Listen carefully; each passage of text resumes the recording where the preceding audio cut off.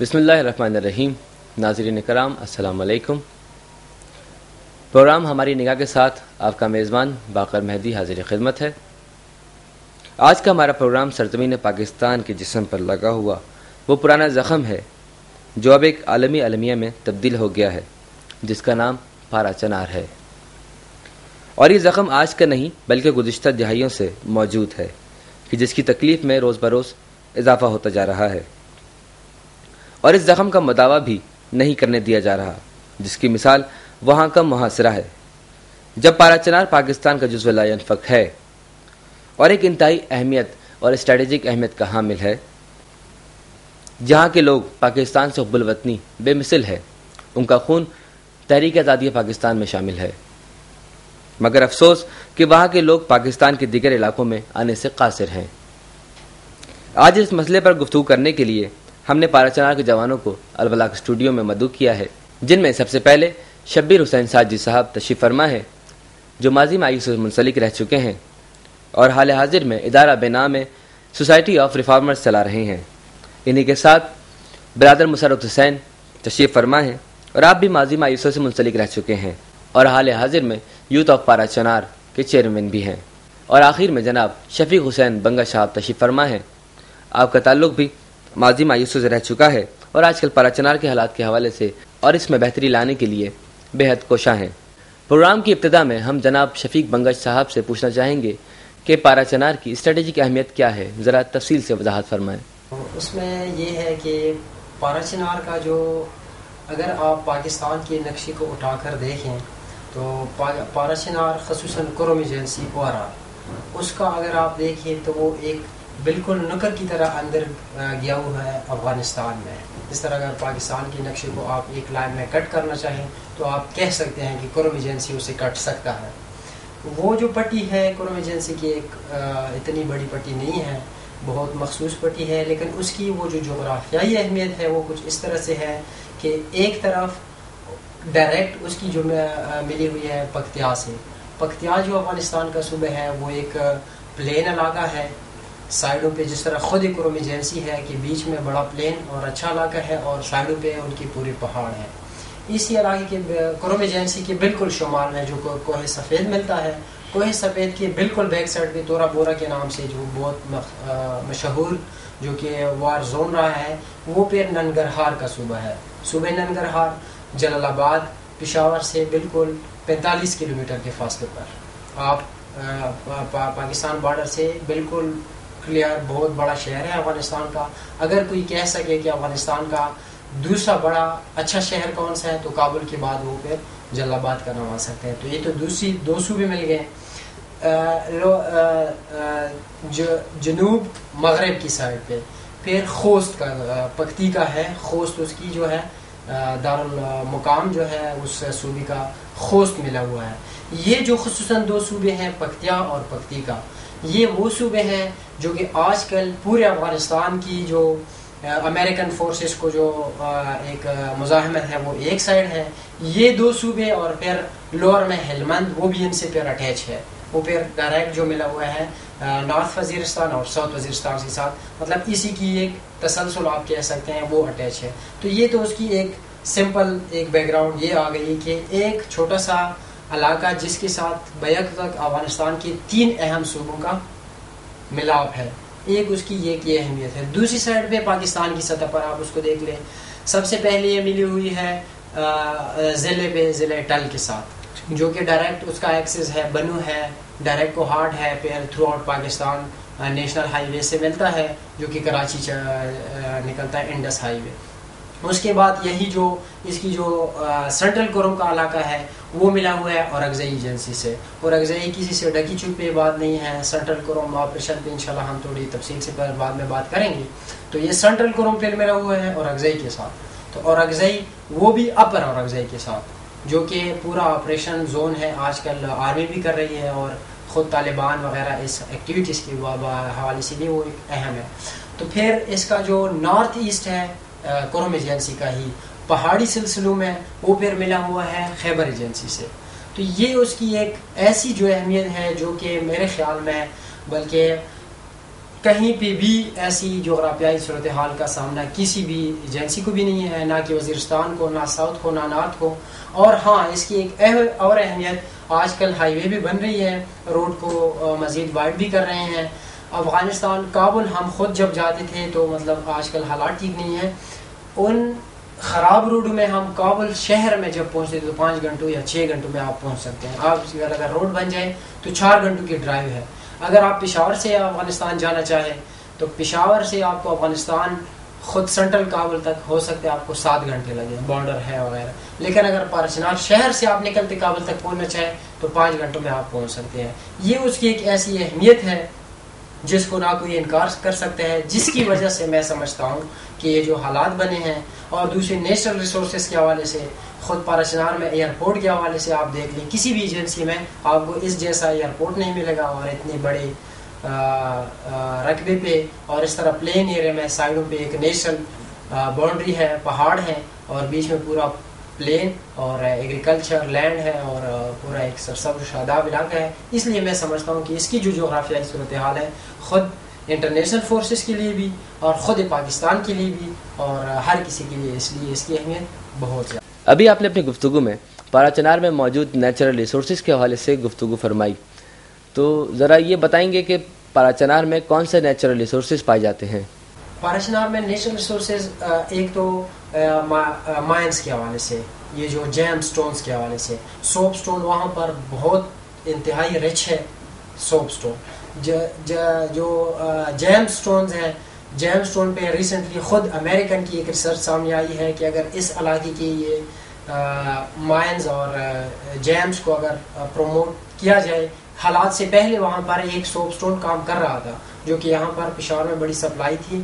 میرے خود چونکہ ہماری یونیورسٹی میں جیم سینٹر ہے، میں خود ان ٹیچر سے بھی ملا ہوں، وہ کہتے ہیں کہ پاراچنار میں، چونکہ وہ ٹیکنیکلی مجھے نام نہیں آتے، کچھ ایسے سٹونز ہیں وہ جو پاراچنار کے علاقوں میں پائے جاتے ہیں، گلگت، کردو اور چترال کی جو ایریا میں بڑے اچھے اچھے ملتے ہیں، ان سے بھی پاراچنار کی وہ جو اس کی ویلیو ہے وہ بہتر ہے. اس کے علاوہ ایگریکلچر کے حوالے سے وہاں پر آلو انتہائی رچ پروڈکشن ہے، جو کہ شلوزان جو گاؤں ہے، کڑمان ہے اور زیڑان ہے، یہاں پر بہت زیادہ ہے. اس کے علاوہ ٹماٹر کے حوالے سے آج کل بھی پرسوں ہم بات کر رہے تھے، میں نے خود لیا ہے اسلام آباد میں 110 روپے، وہ بھی اتوار بازار سے جہاں پہ سستا ملتا ہے. اسی دن میرا کزن آ گیا گاؤں سے، وہاں پر 115 روپے کی پوری کریٹ ملتی ہے، یعنی کہ آپ کو 7-8 روپے میں آپ کو کلو ملتا ہے.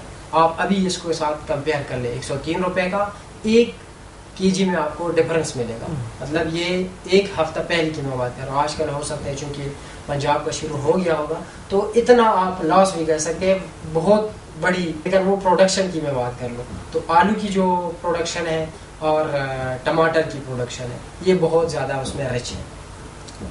شبیر ساجی صاحب سے پوچھنا چاہوں گا کہ تاریخی پس منظر میں پاراچنار کی مشکلات پر روشنی ڈالیے تاکہ لوگ اس سے آگاہ ہو سکیں. بسم اللہ الرحمن الرحیم. کوروم ایجنسی پاراچنار،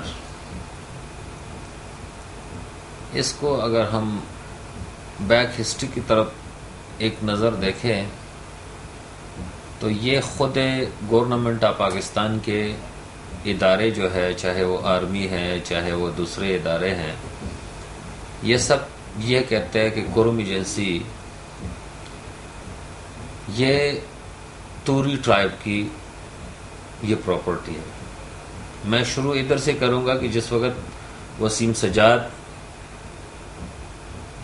چیئرمین تھے سینٹ کے، انہوں نے پاراچنار کا دورہ کیا تھا تو اس وقت کرنل جو تھے آرمی کے وہ بریفنگ دے رہے تھے. پہلا جملہ یہی تھا کہ Kurram agency basically Kurram agency is a property of Turi tribe.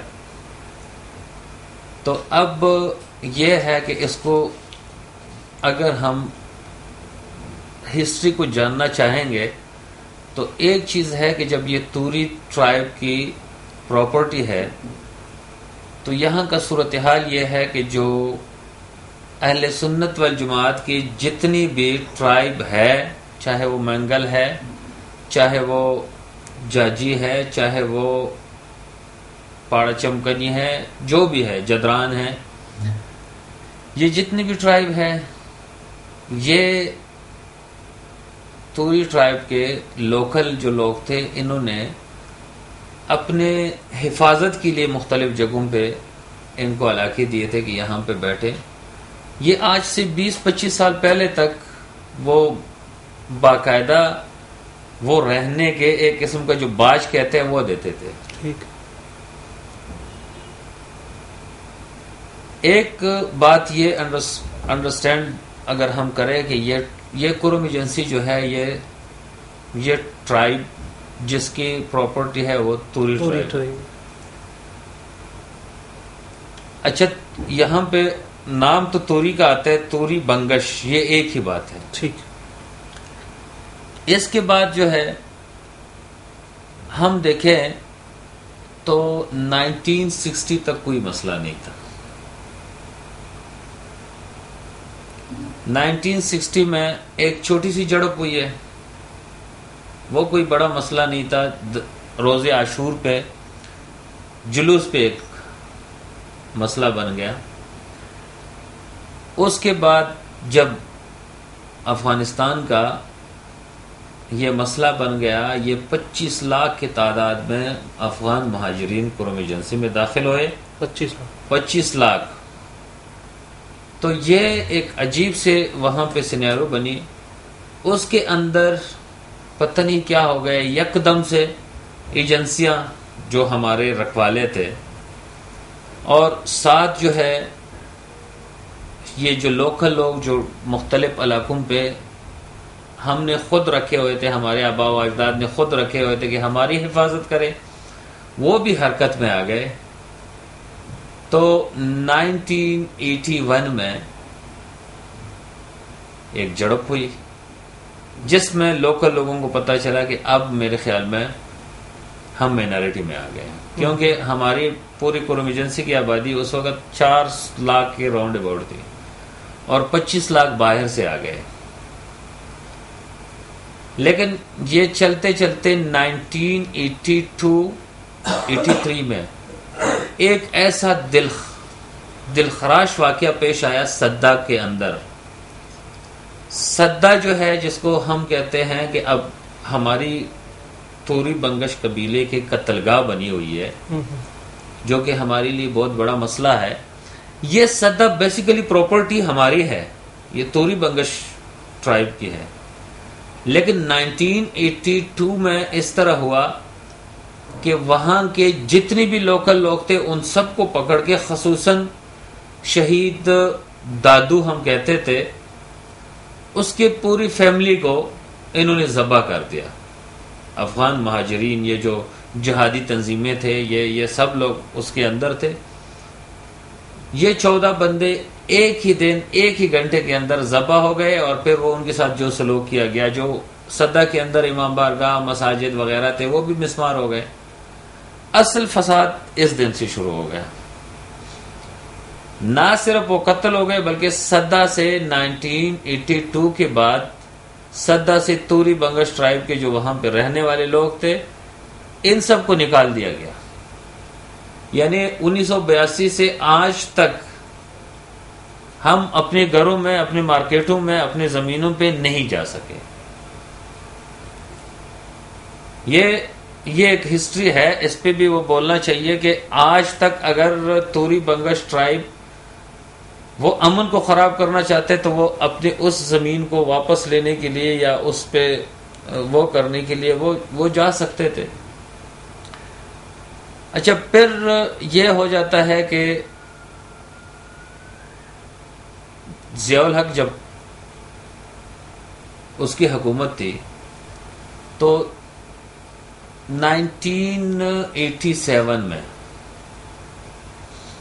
86 دسمبر کے اندر یہ واشنگٹن میں اس وقت کے جو صدر تھے امریکہ کے, اس کے اور ضیاء الحق کے درمیان ایک معاہدہ طے ہوا کہ قرم ایجنسی کو ہم لوکل یعنی توری بنگش ٹرائب سے خالی کرا کے اچھا یہ افغان جہادی تنظیمیں جو ہے ان کے لیے جلاوطن حکومت بنائیں گے.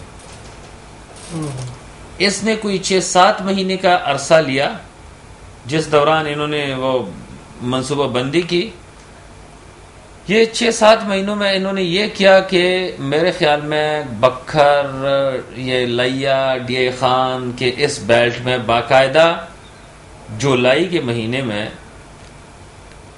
جون کے مہینے میں یہ کمپلیٹ ہو گئے تھے، کیمپ بنائے تھے ہمارے لیے. اور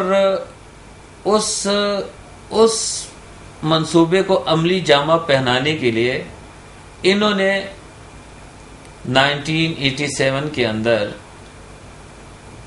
ایک زبردست حملہ کیا جس میں تمام افغان جہادی تنظیموں نے حصہ لیا، بلکہ بہت سارے ممالک کے سپورٹ میں. انہوں نے بھی سوائے ٹینک اور ہوائی جہاز کے باقی سمجھو کہ پوری آبادی پہ ہر قسم کے اسلحے کا استعمال ہو گیا آزادانہ، لیکن یہ اس میں کامیاب نہیں ہو سکے. خدا رحم کرے شہید عارف حسین الحسینی قائد شہید پہ کہ انہوں نے، چونکہ وہ پاڑچنار کے اندر نہیں تھے، انہوں نے پاکستان کے اندر جتنے بھی وہ لیڈرز تھے ان کو اکٹھا کیا، عالمی سطح پہ وہ انہوں نے یہ پیغام پہنچا دیا کہ ایک سازش ہے، اور پورے 14 دن یہ لڑتے رہے. ہمارے گاؤں جلے، ہمارے خواتین شہید ہوئے، بچے شہید ہو گئے، بہت سارا نقصان ہوا، لیکن قرم ایجنسی پر یہ قبضہ کرنے میں کامیاب نہیں ہو سکے. یہ اس ہسٹری کو دیکھیں. پھر آ جاتے بات، اس کے بعد جیسا بھی تھا وہ سیٹلمنٹ ہو گیا، اپنا ارادہ انہوں نے واپس لے لیا، جو مضمون سازش ہو رہی تھی اس میں یہ ناکام رہے. پھر 1996 میں پھر یہ ہو گیا کہ اچانک جب افغانستان کے اندر طالبان کی حکومت بنانے کے غرض سے مولانا نصیر اللہ بابر جو وزیر داخلہ تھے، وہ جب ان کے ساتھ بیٹھ گئے تو انہوں نے یہی وہ کیا کہ ہمیں پاڑچنار کا راستہ استعمال کرنا چاہیے، جو طالبان کو اندر لے کے جانا ہے. یہ پاڑچنار باقی پورے پاکستان کے اندر آپ کہیں بھی کوئی ڈسٹرکٹ دیکھیں گے، کوئی ایجنسی دیکھیں گے تو وہ کسی ایک صوبے کے ساتھ ان کا لنک ہے. پاڑچنار قرم ایجنسی کا جو ہے یہ افغانستان کی 3 صوبوں سے ملتا ہے. تو میں اس میں یہ اضافہ کرتا چلوں کہ اگر اس کی جغرافیائی اہمیت کو پہلے بھی میں نے تھوڑا سا ایکسپلین کیا، اس کی یہ دیکھی جائے کہ جو سائڈوں پہ پورے پہاڑ، اگر قرم ایجنسی کا نقشہ میں انشاءاللہ آپ دیکھیں گے کہ سائڈوں پر پورے ایک نیشنل باؤنڈری، انتہائی نیشنل باؤنڈری، ایک اگر آپ جس طرح شبیر بھائی نے کہا کہ ایک حکومت کے لیے انتہائی موزون، آپ کے لیے ریسورسز کا میں نے ذکر کیا، ایگریکلچر موجود ہے، کہیں باہر سے ایڈ لانے کی، کسی بھی حالات میں سروائیو کرنے کے لیے ایک لمیٹڈ سروائیول ہے وہاں پر.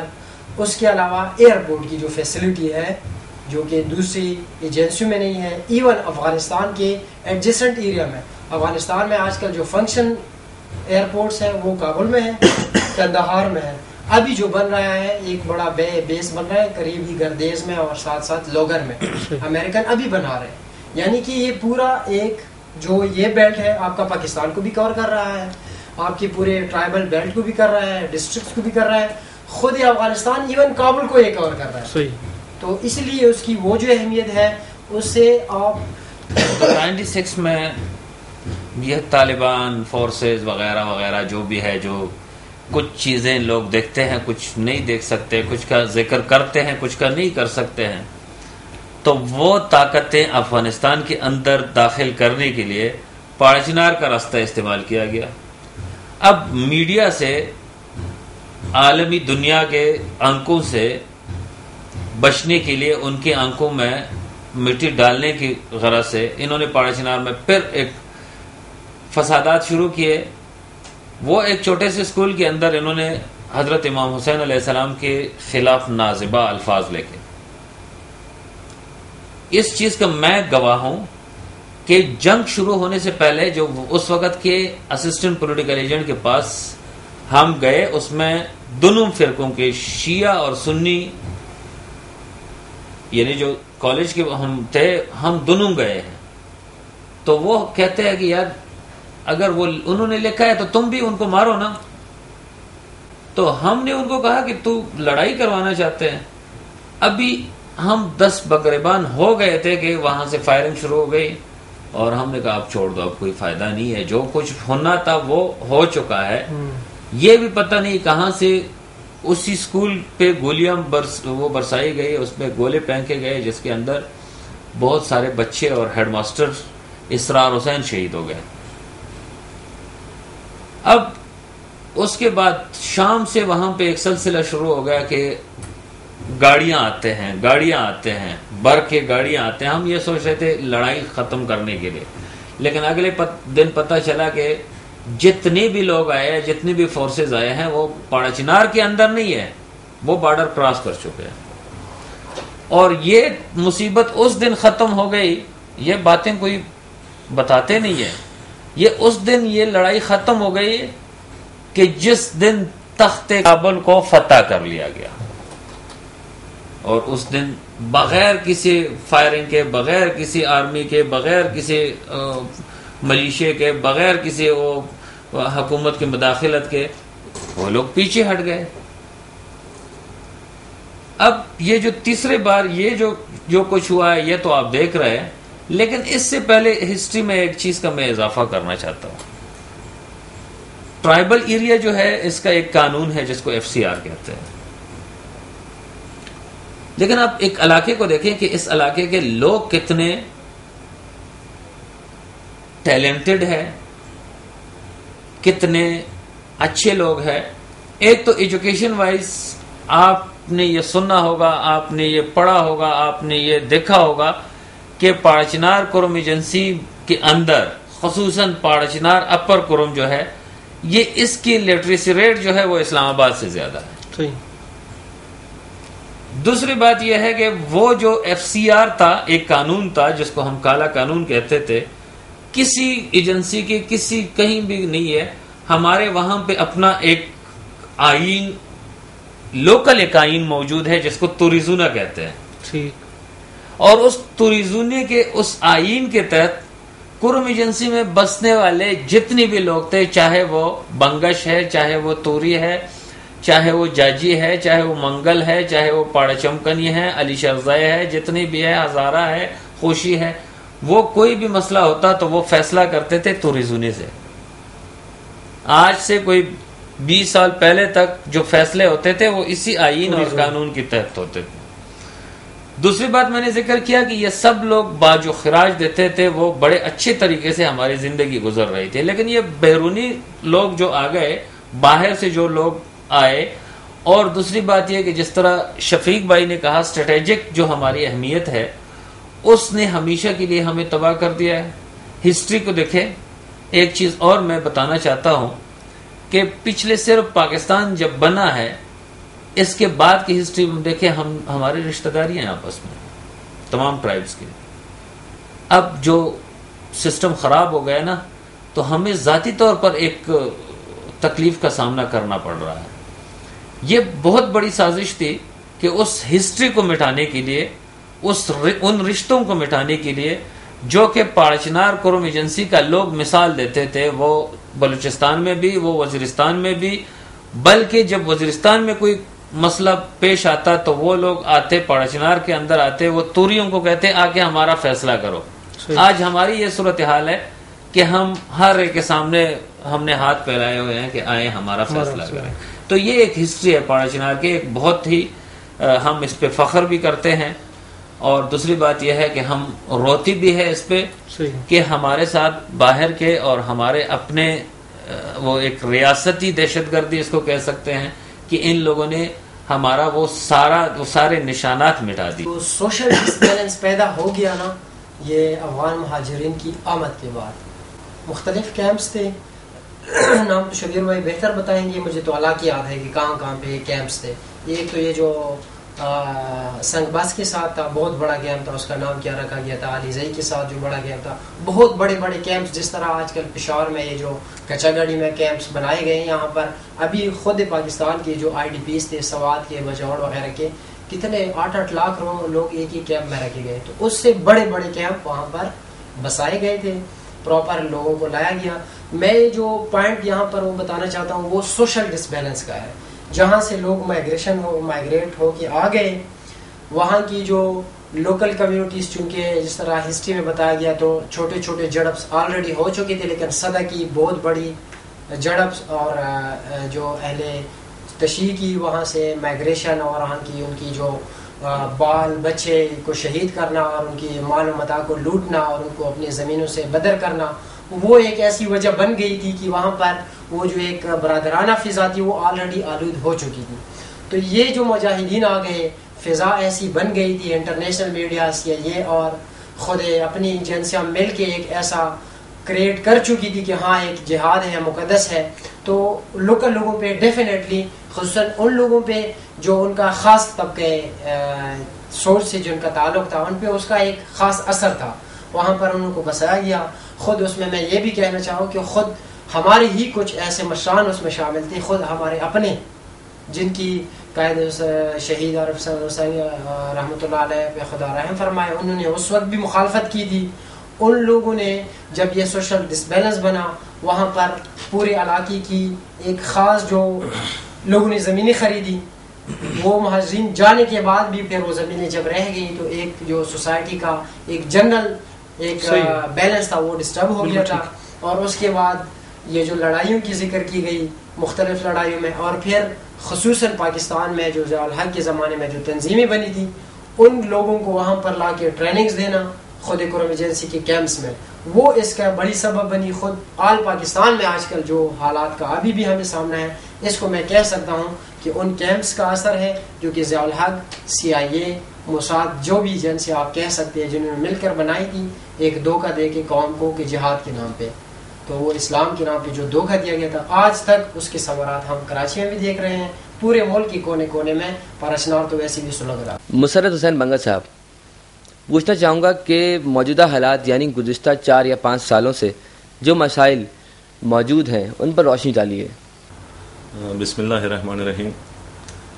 پاراشنار کا جو مسئلہ ہے وہ لوکل مسئلہ نہیں ہے, بلکہ جس طرح جغرافیائی اہمیت کے حوالے سے بات ہوئی اور ہسٹری کے حوالے سے بات ہوئی, یہ ہے ایک انٹرنیشنل مسئلہ. صحیح ہے. جتنی بھی انٹرنیشنل فورسز ہیں, چاہے وہ امریکہ ہو, رشیا ہو یا اسرائیل ہو یا دوسری قوتیں ہوں, وہ سب ان علاقے میں انوالو ہے. ہر ملک کے اپنے اپنے ان میں مفادات ہیں. یہ مسئلہ راتوں رات نہیں بنا, بلکہ ایک پری پلان طریقے سے بنایا گیا. 9/11 کے ڈرامے کے بعد پورے جب افغانستان پہ انہوں نے حملہ کیا, اور آج بھی 9/11 ہے, تو پھر ان کے جو فاٹا پر انہوں طالبان کو وہاں پر جو پہلے سے تھے ان کو ایکٹیویٹ کیا, اور پھر یہ علاقہ بھی ان جو اہمیت ہے اس کی جغرافیائی اہمیت کے پیش نظر سے محفوظ نہیں رہ سکا. تو ایک پری پلان منصوبے کے تحت اس علاقے کو بھی اس جنگ میں دھکیل دیا گیا. اور اس سے پہلے کچھ ہوم ورک بھی کیا گیا کہ جب مسئلہ بنا 6 اپریل 2007 سے پہلے تقریباً 4-5 مہینے پہلے یا اس سے زیادہ عرصے کے لیے کچھ ہوم ورک بھی کیا گیا. وہاں پر جو اہل سنت کی جو بڑی انجمن تھی, انجمن فاروقیہ, ایک پری پلان منصوبے کے تحت وہاں پر ایک ایسے شخص کو لایا گیا کہ وہ بین آرگنائزیشن کا بہت اہم سرغنہ رہا ہے. ان کو انجمن کا سیکرٹری بنایا گیا, اور پھر انہوں نے پوری ایجنسی میں جو دوسری ان کے اہل سنت کے قبائل ہیں ان میں مختلف علاقوں کے دورہ جات کیے. ان لوگوں کو ان مسائل کے حوالے سے, جو منصوبے کے حوالے سے آگاہ کیا گیا.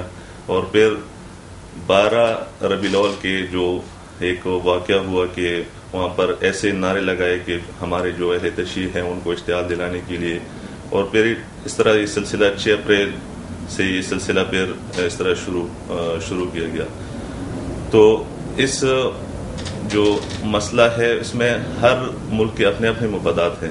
پاکستان کی جو مفادات ہے وہ اپنی جگہ پر ہیں, امریکہ کے جو مفادات ہیں وہ اپنی جگہ پر ہیں, اور پھر ہر ملک نے اس میں اپنے اپنے طالبان جو ہے وہ ایکٹیویٹ کیے ہیں. فرض کرے کچھ ایسے طالبان ہیں جو پاکستان کو ڈسٹیبلائز کرنا چاہتے ہیں, جو امریکی طالبان, عراق کے طالبان, جو اسرائیل کے طالبان ہیں وہ پاکستان میں ایکٹیویٹی کرنا چاہتے ہیں. اور وہ جو پاکستان کے اپنے طالبان ہیں جو وہ افغانستان میں کارروائیاں کرنا چاہتے ہیں اور وہاں پر امریکہ کو ڈیسٹیبلائز کرنا چاہتے ہیں. لیکن ہمارے ساتھ جو گیم کیا گیا، ہم ایک سینڈوچ بن گئے ان پورے جو علاقہ تھا جغرافیائی اہمیت کی وجہ سے. یہ علاقہ ایک سینڈوچ بن گیا مختلف ایجنسیوں کے درمیان.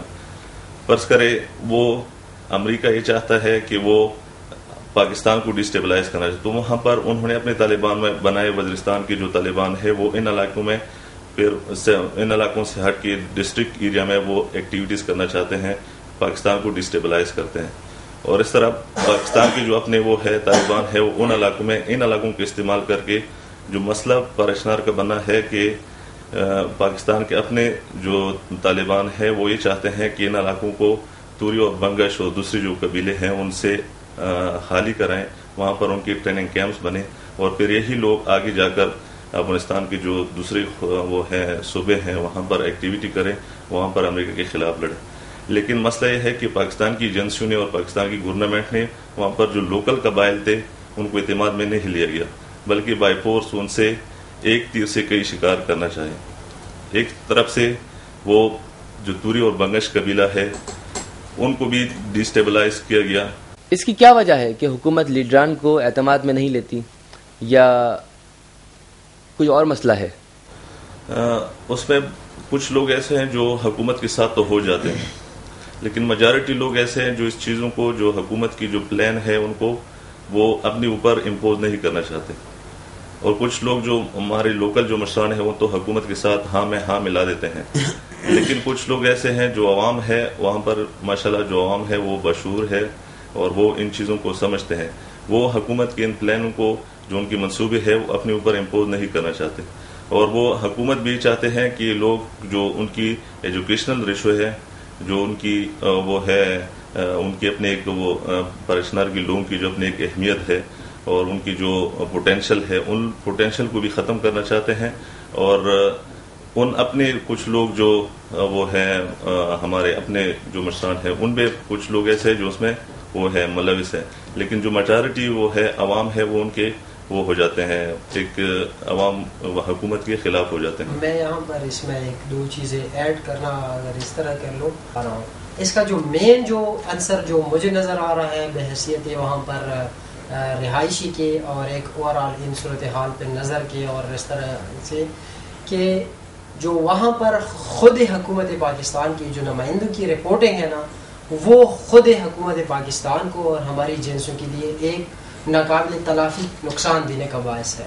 وہاں پر خود ایک ایسی ذہنیت کے لوگ بیچتے ہیں کہ وہ ایک اوور آل جو ہماری قومی ایک سوچ ہے اس سے ہٹ کر دوسری سوچ کے تحت ان کو اس سوچ کے تحت بیچتے ہیں کہ نہیں، جس طرح خود پارشنار کا اتنا بڑا مسئلہ ہے، آج اگر مجھ سے بھی کوئی پوچھے تو میں آج یہ کبھی نہیں کہوں گا کہ میں پہلے شیعہ ہوں، میں پہلے پاکستانی تھا، حالانکہ میں بڑے نقصان اٹھائے ہیں میں نے اس مسئلے کی وجہ سے. میں آج بھی گھر نہیں گیا ہوں، میرے مطلب ریسنٹلی ہمارے رشتہ داروں کی ڈیتھ ہوئی ہے، میں اس پہ نہیں پہنچا ہوں، لیکن اس کے باوجود میں آج ایک محب وطن پاکستانی ہوں. میں 6 ستمبر کو آج بھی اسی طرح جو بچوں کا شوق ہوتا ہے اسی طرح دیکھا ہے، 14 اگست کو بھی اسی طرح مناتے ہیں. لیکن اس کے باوجود وہ جو لوگ حکومت پاکستان وہاں پر بیچتے ہیں ان کی رپورٹنگ جو ہے وہ خود حکومت پاکستان کو ایک ناقابل تلافی نقصان دینے کا باعث ہے.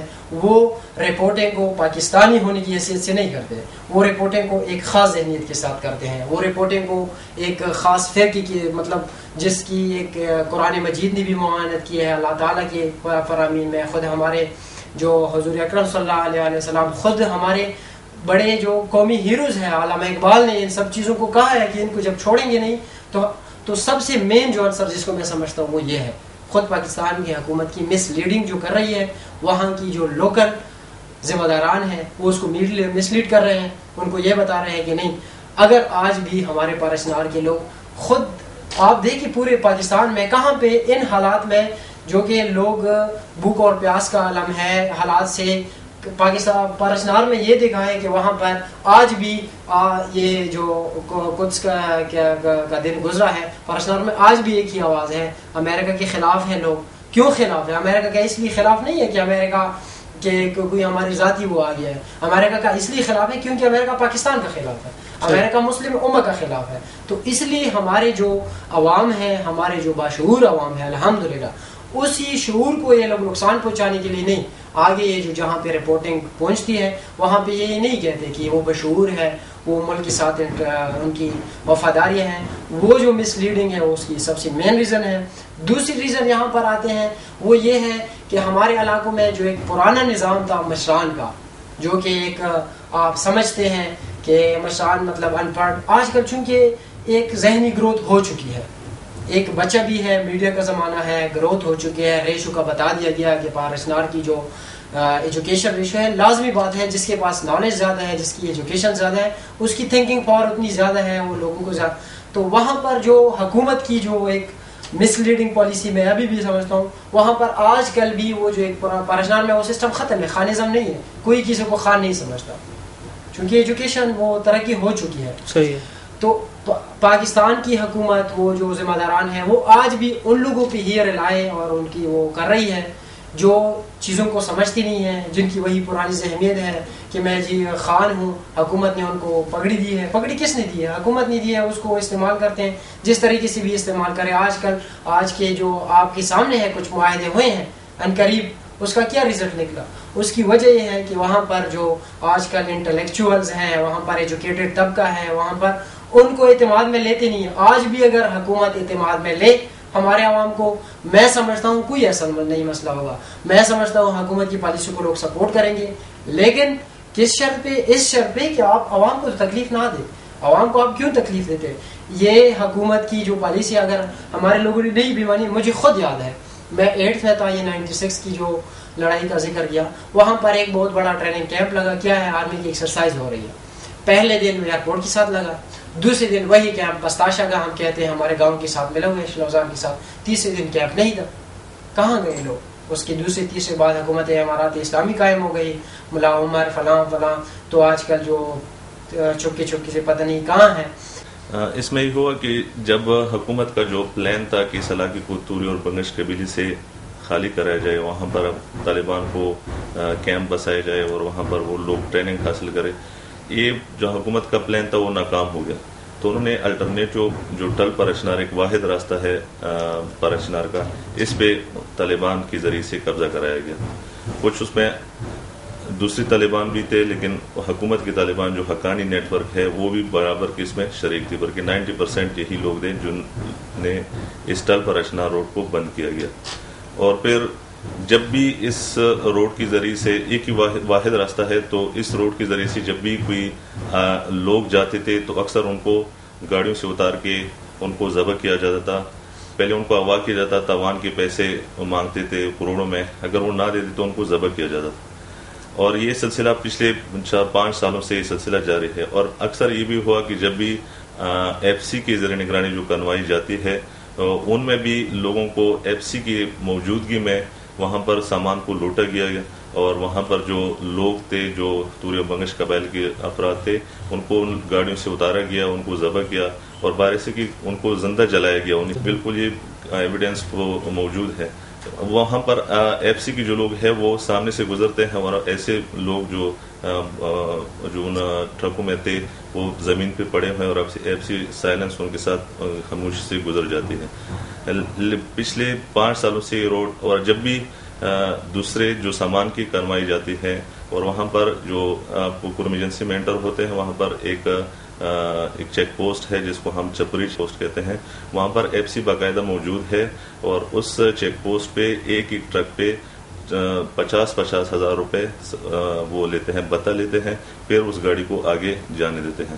اور اس کے نتیجے میں جو ہے بہت سے ہمارے جو اکنامیکل وہ ہے نقصان ہے بہت زیادہ ہوا ہے. اور وہااں پر جو ایک اس کی وجہ سے جو سامان کی قلت ہے وہ بھی اس وجہ سے پیدا ہو رہی ہے کہ یہ جو کنوائی ہے ایک تو بہت وقت پہ سے جاتی ہے, ڈیلی بیسس پہ یا ہفتے میں نہیں جاتے بلکہ مہینوں میں 1-2 کنوائیں جاتی ہیں, اور وہاں پر سامان کی شارٹیج انہی وجہ سے وہ پیدا ہو رہی ہے. اور دوسرا جو ہے افغانستان کے راستے سے جب ہم جاتے تھے تو ابھی جو لوگ جا رہے ہیں, ابھی ریسنٹلی ایک واقعہ ہوئے تقریباً مہینے پہلے, کہ وہاں پر ہمارے 5 لوگوں کو وہاں پر اغوا کیا گیا, تقریباً 10-15 دن ان کے ساتھ وہ اغوا تھے اور اس کے بعد ان کو ذبح کر کے ان کی لاشیں پارچنار بھیج. افغانستان کے جو اغوا کار ہیں اور جنہوں نے راستہ بند کیا ہوا ہے، جن کو آپ حقانی نیٹ ورک کہہ رہے ہیں، ان کا آپس میں کوئی تعلق ہے؟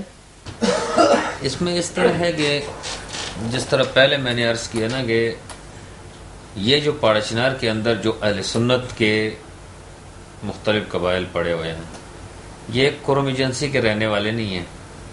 کوئی افغانی ہے تو کوئی ڈاؤن ڈسٹرکٹ کے کوئی قبیلہ ہے، لیکن زیادہ تر وہی لوگ ہیں کہ جو افغانستان کے لوگ اس وقت غریب ہوتے تھے. یہ پہرا دینا اور یہ وہ چوکیداری کرنا ان کا کام تھا.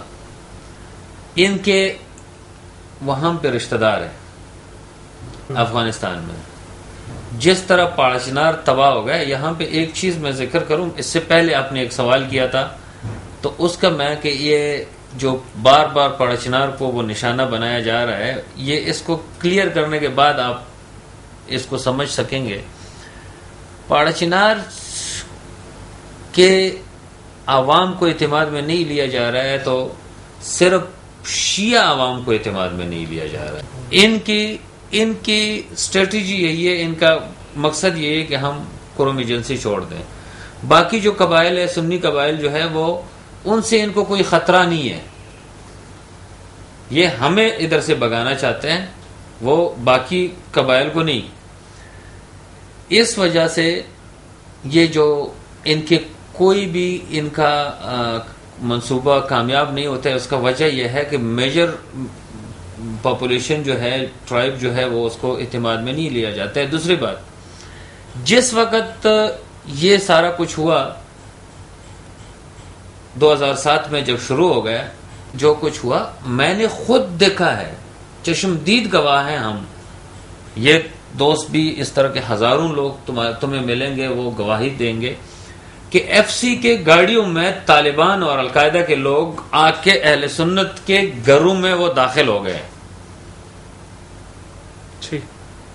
تو اب پاڑا چنار جو ختم ہو گیا، تباہ ہو گیا، وہ شیعہ اور سنی دونوں فرقوں کو اگر تباہ کر دیا تو القاعدہ اور طالبان کے ان لوگوں نے جو باہر سے آئے تھے. یہ جو ان کے لیے رہنے کی کوئی جگہ نہیں رہی تو کچھ ہمارے لوگ جو تھے وہ کوہاٹ آ گئے، ہنگو آ گئے، پشاور آ گئے، اسلام آباد آ گئے، یا لوکل کہیں آس پاس کے گاؤں میں کوئی رشتہ دار تھے، وہاں پہ جو غریب تھے، کہیں باہر نہیں نکل سکتے تھے، وہیں پہ انہوں نے وہ لیے. اور ان کے جو لوگ تھے وہ کچھ لوگوں نے بارڈر کراس کیا، جو ان کے رشتہ دار تھے وہ وہاں پہ بیٹھ گئے. دوسری بات یہ ہے کہ جس طرح انہوں نے کہا کہ وہاں کا انجمن فاروقیہ کا جو سیکٹری بنا دیا گیا تھا، کالعدم تنظیم کے ایک اچھے عہدے پہ، کلیدی عہدے پہ وہ ابھی بھی ہے، اس وقت بھی ہے. تو اس نے ایک لنک بنا دیا افغانستان کے پار سائڈ کی جو آبادی ہے اور ان کا آپس میں ایک لنک بنا دیا. اب یہ ہے کہ وہاں جو کاروائیاں ہوتی ہیں وہ افغانی لوگ نہیں کرتے ہیں، یہی لوگ کرتے ہیں. اور آپ کا جتنی بھی نیٹ ورک ہیں، جتنی بھی، چاہے وہ کیا کہتے ہیں حقانی نیٹ ورک ہے، چاہے وہ فضل سعید کا ہے، چاہے وہ دوسرے کا ہے، تو یہ ان کے افغانستان میں روٹس ہیں، وہاں پہ ہیں. دوسری بات یہ ہے کہ جب آپریشن شروع کر دیا جاتا ہے، اس چیز کو بھی ذرا دیکھیں کہ یہ کون لوگ ہیں، یہ اس کو کون سب وہ کر رہے ہیں، بچا رہے ہیں. جب آپریشن شروع کر دیا جاتا ہے قرم ایجنسی کے اندر تو پہلے ہی دن فضل سعید جو ہے وہ آ کے پریس پہ کہہ دیتا ہے کہ مجھ سے غلطی ہو گئی ہے اور میں اس میں شامل نہیں ہوں، اور میں نے علیحدہ ایک تحریک طالبان پاکستان کہ پتہ نہیں کون سا حقیقی وہ قائم کر دیا. اس کو انہوں نے سیف سائڈ دیا، اس کو الگ کر دیا. ابھی جو آج سے 4 دن پہلے 5 دن پہلے جو ہمارے اس پہ فائرنگ ہوئی ہے ایک کنوائی پہ، تو اس میں وہی فضل سعید کے لوگ شامل ہیں.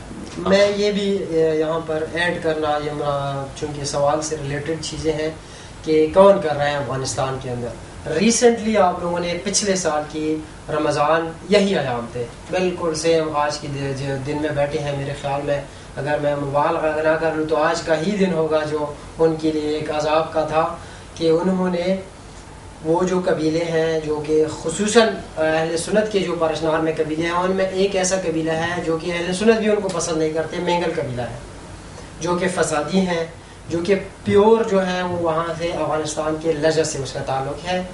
پکتیا کا ایک علاقہ ہے گردیز اور شہر نو کے اندر ایک بہت بڑا درہ ہے، چونکہ ہم خود جاتے رہے ہیں افغانستان کے راستوں سے، ہم نے خود دیکھا بھی ہے. وہاں پر اس علاقے میں ان کا بہت بڑا مینگل کا لجا اس کا آپ کہہ سکتے ہیں کہ گڑھ ہے مینگل قبیلے کا. یہ جو ابھی ریسنٹ واقعہ ہوا ہے وہ بھی ادھر ہی ہوا ہے، اس سے پہلے جو واقعہ ہوا تھا وہ بھی ادھر ہوا تھا. خود افغان حکومت بھی ان پہ کنٹرول کرنے کی کوشش کرتی ہے، امریکہ اپنے سپورٹ کے لیے تاکہ افغانستان کے اندر ریسٹ ہو. لیکن یہ جو ابھی واقعات ہوئے تھے پچھلے سال کی، وہ بھی میں یہی کہوں گا کہ حکومت کی اپنی ناکامی کی وجہ سے وہاں پر جو خیوس گاؤں تھا اس کو جلایا بھی گیا، قرآن مجید کی بے حرمتی بھی کی گئی، مساجد کو شہید کیا گیا، افراد جتنے بھی تھے 65 جو بھی مرد تھے، کچھ جو زنانہ رہ گئے تھے ان کو شہید کیا گیا.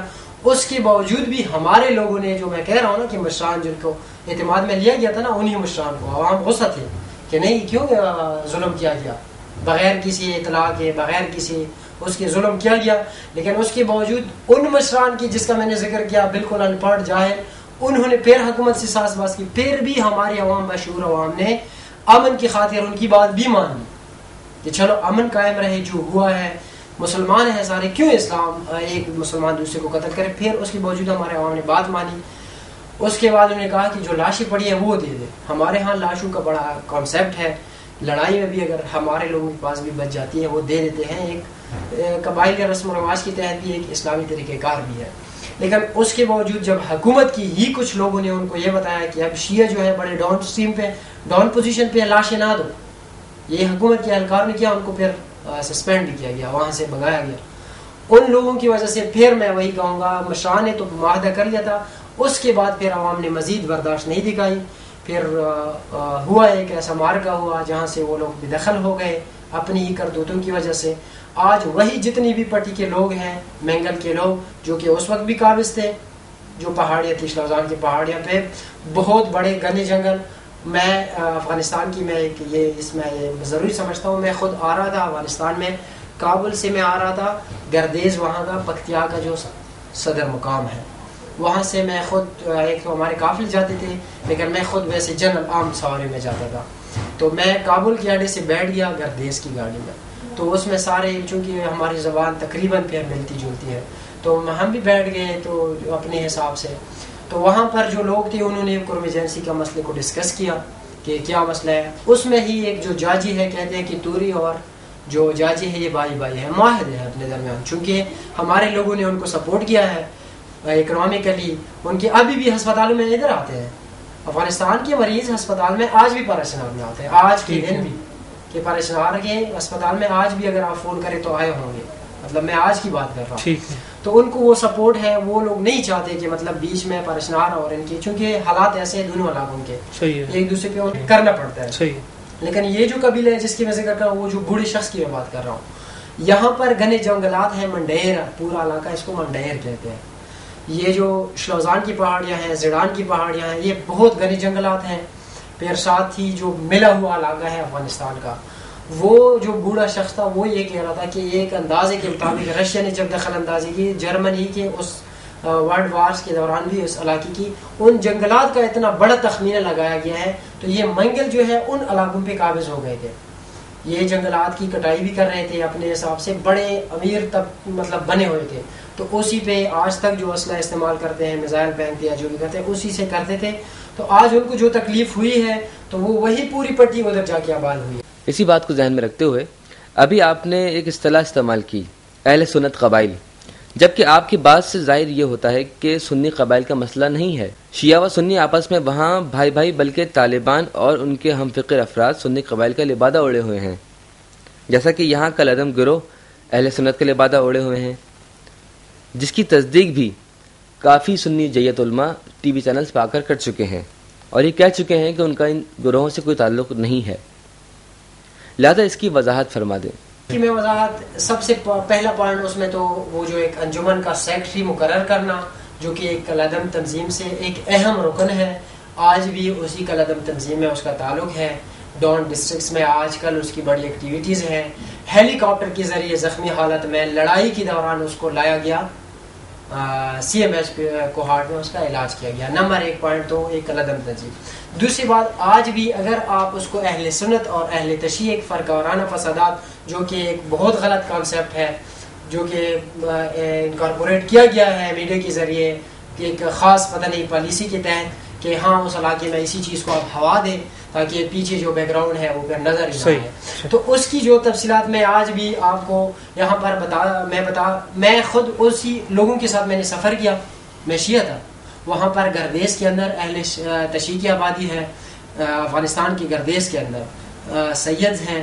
اس کے علاوہ خود پاراشنار میں آج اگر ایک سنی ہسپتال میں آتا ہے تو آپ اس کو کیا کہتے ہیں؟ کیا یہ اس لڑائی کے اندر میں خود اس کا گواہ ہوں. ہمارے ماموں کے گھر میں بہت زیادہ اہل سنت نے پناہ لیے, 24 افراد نے 8 دن مسلسل پناہ لیے. تھوڑے حالات بہتر ہوئے تو ہم نے ان کو ڈونز ڈسٹرکٹ, تو وہ اہل سنت نہیں تھے, ان کا جو نظریہ تھا اہل سنت تھے, لیکن ہم ان کو بھائی سمجھتے ہیں, کلمہ گو ہیں.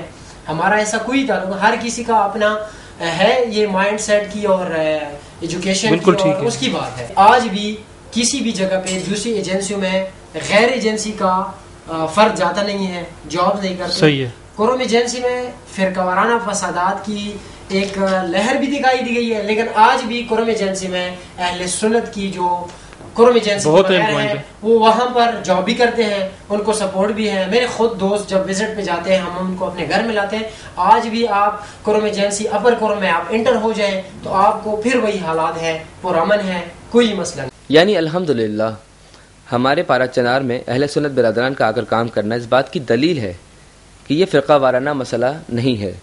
اب ہم پارا چنار کے حوالے سے ایک کامیاب موومنٹ یوتھ آف پارا چنار کے بارے میں جناب مسرت حسین بنگش صاحب سے تفصیلات جاننا چاہیں گے. یوتھ آف پارا چنار کی جو تحریک تھی اور وہ اس کی جو بنیادی اغراض و مقاصد تھے کہ پارا چنار کے مسئلے کو جو اس کا صحیح روح ہے, اس کا صحیح پکچر ہے, اس کو میڈیا پہ اور عوام جو سول سوسائٹی ہے اس کو دکھایا جا سکے, جو مسئلہ ہے اس کو صحیح انداز سے اس کو پیش کیا جا سکے. اکثر جس طرح پہلی بھی بات ہوئی کہ وہاں پر جو متعصب آفیسرز ہیں قرم ایجنسی میں, جو وہاں پر ایک خاص مائنڈ سیٹ کے لوگ ہیں, وہ وہاں پر ایک غلط قسم کی رپورٹنگ پارا چنار کے مسئلے کے حوالے سے اسلام آباد حکومت کو بھی کرتے ہیں اور پنڈی حکومت کو بھی کرتے ہیں.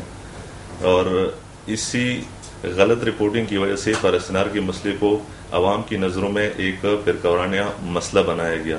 تو یوتھ آف پارا چنار کا جو تحریک کا جو بنیادی مقاصد ہے کہ وہاں پر جو مسائل ہے اس کو حقیقی انداز سے میڈیا کے ذریعے سے اور سول سوسائٹی کو وہ انسانی بنیادوں پر وہ پیش کیے جا سکے.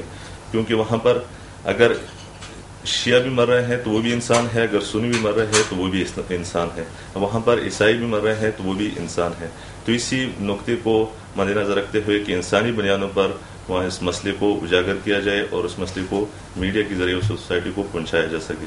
اس میں جو بنیادی مقاصد ہے کہ ہم لوگوں میں ایک موبلائزیشن پیدا کر سکے, اس مسئلے کے حوالے سے ایک اویئرنیس پیدا کر سکے کہ ہم لوگوں کو جو بنیادی مسئلہ ہے کہ وہ مسئلہ ہے کیا اور اس کی جو وہ ہے روٹ کاز کیا ہے. تو اس تحریک کا جو بنیادی مقصد تھا کہ ہم لوگوں میں پارا چنار کے مسئلے کے حوالے سے اویئرنیس پیدا کریں اور وہاں پر جو حقیقی مسائل ہے اس کو اجاگر کر سکیں. وہاں پر اگر جو بھی 5 لاکھ ہم نے وہاں پر ایک فرقے کی یا ایک قبائل کی بات نہیں کی اس پوری تحریک میں, بلکہ ہم نے وہاں پر جو بھی مقیم ہے 5 لاکھ کی آبادی ہے, ہم نے سب کی بات کی ہے, چاہے وہ ان قبیلے کا تعلق اہل سنت سے ہو, وہ اہل تشیع سے ہو, وہاں پر عیسائی ہو یا جو بھی ہو, ہندو ہو. ہم نے پوری کمیونٹی کی بات کی جو قرم ایجنسی وہاں پر ان لڑائی کی وجہ سے وہاں پر متاثر ہوئے ہیں. اور ان کے اکثر جو یہاں پر میڈیا میں پیش کیا جاتا ہے کہ وہاں پر لڑائی جو ہے وہ فرقہ وارانہ بنیادوں پر ہے, وہاں پر شیعہ سنی لڑ رہے ہیں, بلکہ ہم نے ہر جگہ پہ ہر پلیٹ فارم پہ وہ میڈیا میں ہو یا دوسرے جو ہم مختلف اداروں میں ہم گئے ہیں وہاں پر ہم نے یہ پیش کیا ہے کہ یہ مسئلہ جو ہے یہ وہاں پر شیعہ سنی کی نہیں ہے, بلکہ وہاں پر ایک مخصوص طبقہ ہے جو طالبان جسے ہم کہتے ہیں, وہاں پر یہ لوگ اپنی جو ان کی وہ ہے پلان ہے، جو ان کا منصوبہ ہے، وہ لوکل لوگوں پر امپلیمنٹ کرنا چاہتے ہیں، اور وہاں پر جو قبائل ہے وہ اس کو اپوز کرتے ہیں، اس کو ان کی منصوبے کو مانتے نہیں ہیں۔ اکثر ایسا بھی ہے وہاں پر کہ جو اہل سنت کی جو لوگ ہیں وہاں پر وہ بھی وہ ہے ایک گاؤں ہے ایسا ہے کہ وہاں پر ان کو بھی مشکلات ہیں۔ ہم نے ان لوگوں کی بات کی، ان کے حقوق کی بھی بات کی ہے۔ ایک گاؤں ہے بشارہ ان کا نام ہے، وہ جو توری اور بنگش قبائل کے علاقے ہیں ان کے بالکل درمیان میں ہے۔ ابھی بھی وہاں پر جو ہم اہل تشیع کے لوگ ہیں، جو توری اور بنگش کے لوگ ہیں، ان کو جو خوراک کی سپلائی ہے، ان کو جو میڈیسن کی سپلائی ہے، وہی جو ہے توری اور بنگش قبیلے کے لوگ ان کو پرووائڈ کرتے ہیں۔ تو وہاں پر یوتھ اور پرشنار کا جو بنیادی اغراض و مقاصد ہے کہ انسانی بنیادوں پر پرشنار کے جو مسئلے کو اس کو انسانی بنیادوں پر پیش کیا جا سکے، اور اس پہ ہم نے جو اہداف رکھے تھے اس میں کافی حد تک، بلکہ جو ہم نے رکھے تھے اس میں ہم کامیاب ہو چکے ہیں۔ ہمارا جو بنیادی مقصد تھا کہ یہاں پر شروع میں ہم اخباروں کی آفسوں میں جاتے تھے، تو جب ہم پرشنار کا نام لیتے تھے تو جو صحافی تھے وہ یہی کہتے تھے کہ اچھا وہی مسئلہ جو شیعہ سنی کا مسئلہ ہے پرشنار میں۔ تو پھر ہم نے ان کی کنوینسنگ کی کوشش کی کہ وہاں پر ہم نے ریئل سچویشن اس کو پیش کی کہ یہ مسئلہ جو ہے یہ شیعہ سنی کا نہیں ہے، بلکہ یہ جو طالبان اور لوکل جو ٹرائبز ہیں ان کا مسئلہ ہے۔ تو پھر بعد میں انہوں نے مان بھی لیا، اور ہمارے ساتھ انہوں نے پھر کافی تعاون بھی کیا، اور پوری جو میڈیا اسلام آباد کے لیول پر جو میڈیا تھا پھر انہوں نے ہمارے ساتھ اچھا تعاون بھی کیا۔ اور اس سلسلے میں پھر ہم نے جو ہمارے جو میٹنگز ہوئی ہیں مختلف ہیومن رائٹس آرگنائزیشن کے ساتھ، اور جو ہیومن رائٹس کی جو اسٹینڈنگ کمیٹی ہے نیشنل اسمبلی کی، اس میں ہم گئے ہیں۔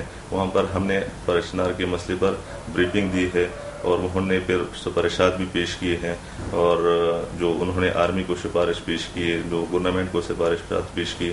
اس طرح ہم جو سینٹ کی اسٹینڈنگ کمیٹی ہے فنکشنل ہیومن رائٹس کی، اس میں ہم گئے، ہم وہاں پر پرشنار کے مسئلے پر پریزنٹیشن دی ہے، اور انہوں نے بھی ہمارے ساتھ جو وہ ہے وعدے کیے ہیں، انہوں نے جو سفارشات گورنمنٹ اور آرمی کو پیش کیے ہیں ان پہ بھی ان کا وہ ہو رہا ہے۔ کیا ریکمنڈیشنز تھیں ان کی طرف سے؟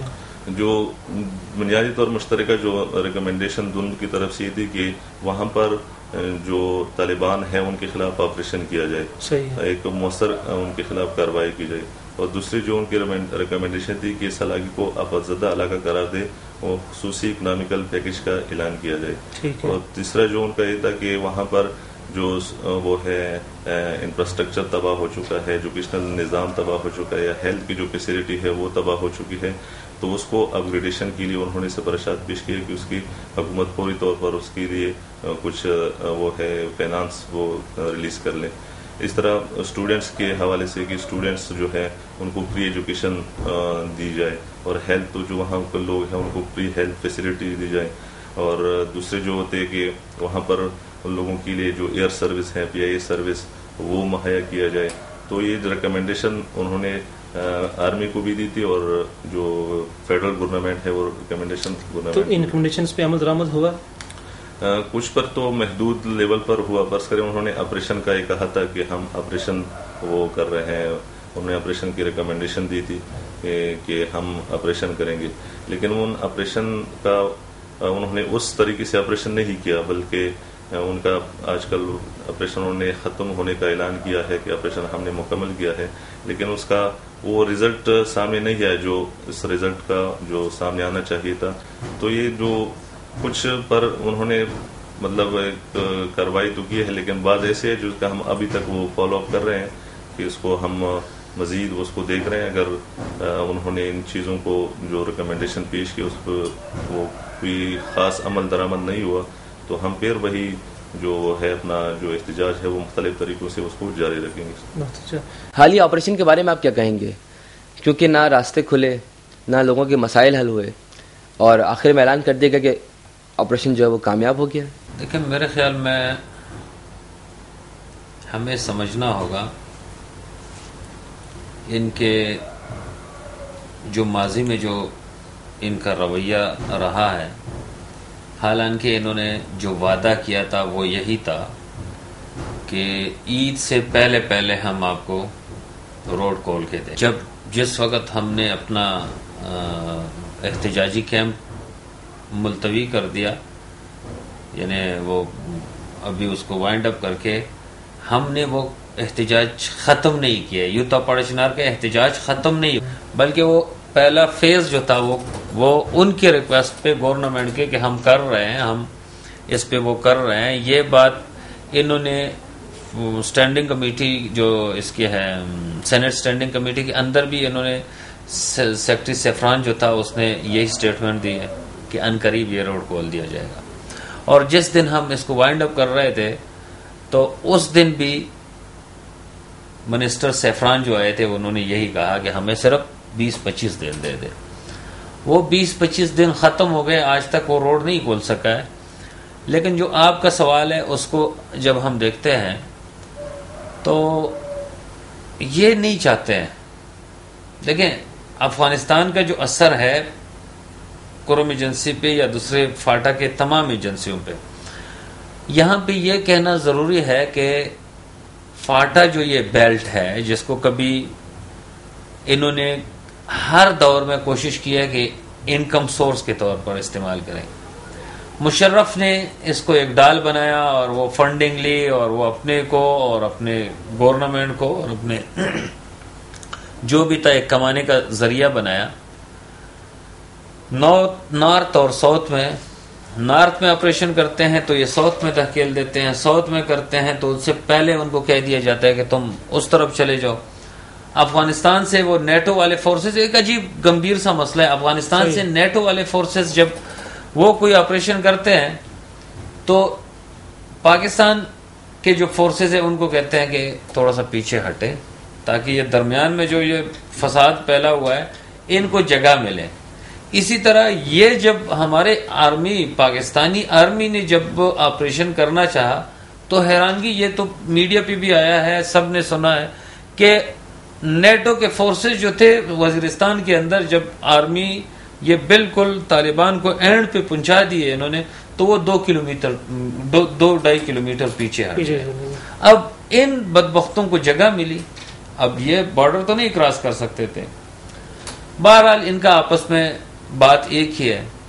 پاڑا چنار میں جو آپریشن ہوا جس کا کوئی نتیجہ نہیں نکلا، وہ ان کی مجبوری ہے جو ہم سمجھتے ہیں. لیکن وہی جو شفیق بھائی نے بات کی ہے کہ اگر تمہاری کوئی مجبوری ہے، آپ آگے لڑنا چاہتے ہیں تو آپ آئیں ہمارے ساتھ بات کریں. ہم ملک کے رکھنے والے ہیں، ہم اس ملک کے دیکھیں تحریک پاکستان میں ہمارا خون شامل ہے. قائد اعظم محمد علی جناح کے پاس جب ہمارا وفد گیا، ہمارے ایلڈرز کا وفد گیا، تو اس نے یہی کہا تھا کہ میری ریڑھ کی ہڈی مضبوط ہو گئی ہے. ہم کشمیر میں لڑے ہیں، ہمارے لوگ رضاکارانہ لڑے ہیں. ہمارے لوگ کیا، میں بات کروں، میرا خود والد صاحب 65 میں بھی لڑے ہیں، 71 میں بھی لڑے ہیں، رضاکارانہ، ہر کوئی لڑا، رضاکارانہ. اور اب آج اگر تمہیں ملک بچانے کے لیے ضرورت ہے تو ہمارے خون کی ضرورت ہے، آپ کہہ دیں. ہم بجائے اس کے کہ آپ ہمیں مرواتے ہیں تو ملک کے مفاد کے لیے کوئی ہمارے ساتھ بیٹھ کے انڈرسٹینڈ کریں، کوئی ہمیں اعتماد میں لے لے. ہم آگے چلتے ہیں نا تمہارے ساتھ، کیا کرتے ہیں چاہتے ہیں. صحیح. لیکن اگر تمہارا یہ خیال ہو کہ ہم اس پوری ٹرائب کو یہاں سے ختم کر دیں تو یہ نہیں ہو سکتا. اس وقت بھی مجھے یہی لگتا ہے کہ اب وہ قوتیں جو آج انہوں نے کہا نا مرد آباد امریکہ، آج ہمارے صدر صاحب تو نہیں کہہ سکتے ہیں، نیچے جو ہے بہت سارے لوگوں نے کہا آرمی نے تھوڑا سا پنگا لیا، جو کچھ بھی ہوا اس کیس پہ، ایبٹ آباد والے کیس پہ. تو یہ آج کہتے ہیں اور ہم پاکستان کی عوام کہتے ہیں کہ امریکہ جو ہے وہ ہماری دشمن ہے. یہ تو ہمیں فخر ہے کہ آج سے 20 سال پہلے، 25 سال پہلے، 10 سال پہلے بھی پاڑا چنار کے اندر شہید عارف حسین الحسینی کے اور جو سوچ ہے، جو سوچ رکھنے والے دوست ہیں، وہ اس وقت بھی مرتبہ امریکہ کہہ رہے تھے. ان کو خطرہ یہ ہے، امریکہ کو خصوصاً خطرہ ہے. پاکستان کے آس پاس جو وہ ہے طاقتیں ہیں، ان کو خطرہ ہے کہ اگر یہاں پہ امن آ گیا تو یہ لوگ ایک سوچ دے سکتے ہیں. یوتا پارچنار کی جو انہوں نے بات کی وہ بھی مقصد یہ تھا کہ پوری بیلٹ کو، فاٹا کے لوگوں کو، جوانوں کو ایک سوچ ملے کہ وہ سب ووٹیں اپنے آپ کو آزاد کرے. یہ کس غلامی میں ہے؟ اور یہ اس وقت تک جو آپ کا بیسک سوال تھا کہ آپریشن ہوا اور راستے نہیں کھلے. اس کی ایک وجہ ہے، وجہ یہ ہے کہ انہوں نے کچھ لوگ کرائے کے لیے، وہ ہمارے صفوں کے اندر بھی موجود ہے، وہ علاقے میں بھی موجود ہے، وہ اپنے بزنس سے ان کا غرض ہے کہ وہ کما رہے ہیں، ان کو عوام کے کٹنے کا اور عوام کے در بدر ہونے کا کوئی فکر نہیں ہے. صحیح. جو کہ ملی سطح پہ آپ دیکھیں یہاں پہ بھی یہی صورتحال ہے، آپ لوکل دیکھیں وہاں پہ بھی یہی صورتحال ہے. لیکن ایک چیز وہ ایک پیغام دینا چاہیے پورے پاکستان کے عوام کو اور پوری دنیا کے جو مسلمان ہیں، جو سوچ رکھنے والے مسلمان ہیں، ان کو ایک پیغام دینا چاہیے کہ کسی بھی قبیلے کو، کسی بھی فرقے کو، کسی بھی سوچ رکھنے والے ایک ٹولے کو اتنا مجبور نہ کرے کہ وہ دیوار سے لگے. جب وہ دیوار سے لگتے ہیں تو پھر وہ مجبور ہو کے وہ کہتے ہیں کہ تنگ آمد بجنگ آمد. وہ پھر وہ اعلان کرتے ہیں کہ جس کا ابھی یہ کراچی کے اندر جو کچھ ہوا ہے. میں اس چیز میں تھوڑا سا ایک اس سیناریو کے سوال کو میں اگر اجازت دیں میں اس لوکل سے تھوڑا میں اوپر سطح پہ لے جاؤں. وہ یہ ہے کہ خود امریکہ آج کل خود افغانستان میں جو ان کے جو جرنیلوں کو زبردستی ریٹائرڈ کیا گیا، ان کی جو اندرونی جو باتیں سامنے آئی ہیں، جو بڑی بزنس سے ان چیزوں کا تعلق ان کو ظاہر کیا گیا ہے، یہ ایک چھوٹے لیول سے لے کر انہوں نے بہت بڑی سطح پہ یہ چیز لے گئے.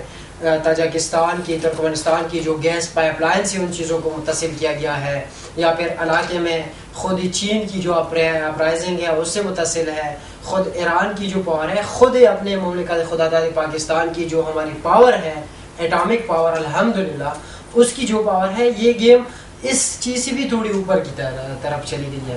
لیکن پھر جب اس کو لوکل سطح پہ ان لوگوں نے جس طریقے سے انکارپوریٹ کیا ہے، یا مثلا آرمی کا آپریشن کی جو آپ نے بات کی ہے، تو میں اس کو کچھ اس اینگل سے لیتا ہوں کہ اب جو گیم چل گئی ہے بڑی سطح کی گیم ہے، خود ہماری اپنی ایجنسی کی اور دوسری ایجنسیوں کی گیم ہمارے علاقوں میں جو لڑ رہے ہیں. خود ہو سکتا ہے مطلب پوائنٹ آف ویو تو ہر کسی کی مختلف ہے، ہو سکتا ہے ہماری ایجنسی کی یہ پوائنٹ آف ویو ہو کہ ہاں ٹھیک ہے ایک چھوٹے علاقے میں اس کو محدود رکھا جائے، تو یہ پورا بیلٹ انہوں نے ان کے حوالے کر دیا ہے. اس گیم کے اندر گریٹ گیم میں ایک علاقہ انہوں نے کہا ہے ٹھیک ہے اس میں لڑے عوام مرے جو بھی کرے، وہ ایک گیم ہے. خود امریکہ جو کی جو سٹیکس ہے کہ افغانستان میں اس کے لیے امن ہو، جو اس کا معیشت کی تباہی جو ان کی ہوئی ہے، خود میں نے وہاں پر دیکھا ہوا ہے. افغانستان کے اندر کچھ مجھے موقع بھی ملا ہے دوستوں کے پاس جانے کا، وہاں پر جابز وغیرہ کرتے ہیں. آج کل امریکہ کا جو وہاں پر ایک دن میں جو نقصان ہو رہا ہے، اگر امریکہ انشاءاللہ العزیز ہمیں کوئی انشاءاللہ اس میں کوئی میں مبالغہ رائے نہیں کروں گا، ہم ان قریب دیکھیں گے اگر زندہ رہیں تو امریکہ کی یہ جو اجارہ داری ہے یہ بہت جلد ختم ہونے والی ہے ان کی اپنی اس پالیسی کی وجہ سے.